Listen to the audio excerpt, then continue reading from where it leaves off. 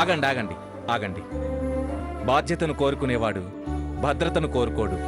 సేవ చేయాలనుకునేవాడు సెక్యూరిటీని కోరుకోడు. నేను ప్రజల మనిషిగా ప్రజల్లోనే ఉండాలనుకునే మనిషిని. దయచేసి వాళ్ళని రానివ్వండి.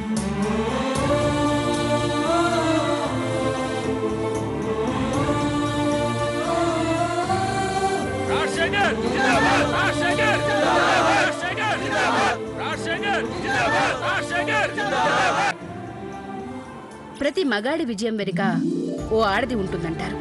సీతాపురంలో ఇందుమతి కుతంత్రాన్ని బయటపెట్టి మీ నిజాయితీని నిరూపించిన మీ భార్య సావిత్రిని టీవీలో చూశాను. సావిత్రి మీ వెనక ఉండడం కాదు, మీ ముందుండి మిమ్మల్ని నడిపించాలని కోరుకుంటున్నాను.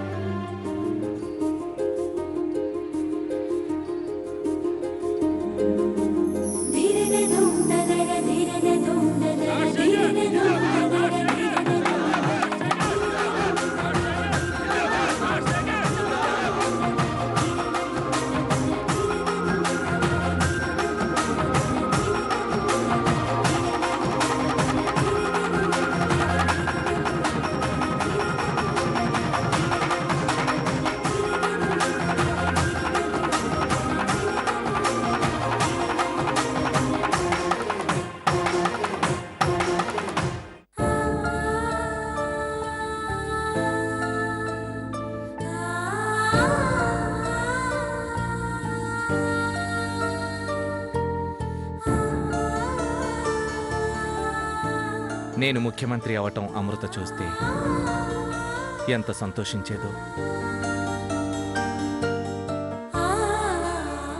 నేను సీఎం కావాలన్నది నా ఆశయం అయితే నర్మద కళ.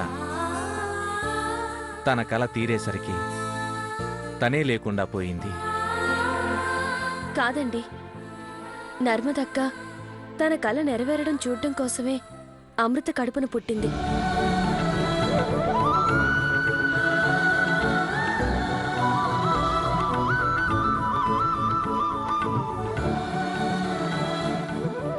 నర్మద పుట్టిన తర్వాతే మీరు సీఎం అయ్యారు.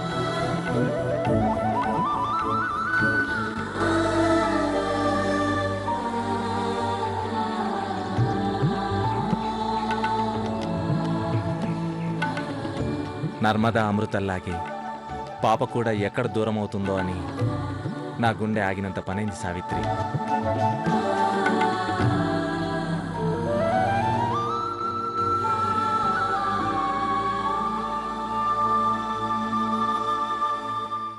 సావిత్రి, నువ్వు సాహసం చేసుండకపోతే పాప మనకి దక్కి ఉండేది కాదు.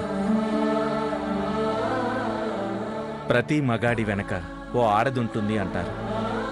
అది తప్పు సావిత్రి. నా భార్య సావిత్రి లాంటి ఆడది నాలాంటి భర్తను ముందుండి నడిపిస్తుంది. ఎందుకండి అంతా నేనే చేశానన్నట్టు మాట్లాడతారు?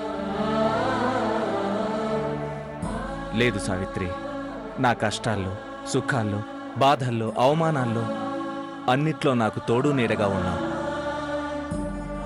నన్ను నువ్వు ఓదార్చావు, నాకు ధైర్యాన్నిచ్చావు, నా మీద నిందపడకుండా నన్ను కాపాడావు. నువ్వే లేకపోతే నేను సీఎంను కాగలిగేవాణ్ణే కాదు.